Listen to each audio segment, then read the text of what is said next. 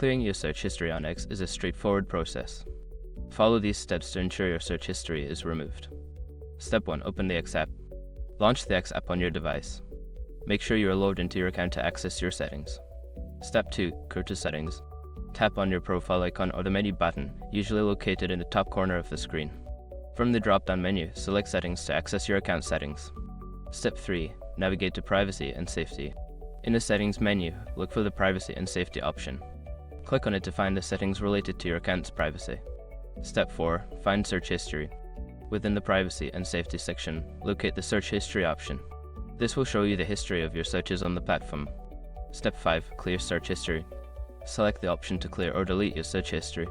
Confirm your choice when prompted to ensure that your search history is permanently removed. By following these steps, you can successfully clear your search history on X. Regularly managing your search history can help maintain your privacy and enhance your user experience.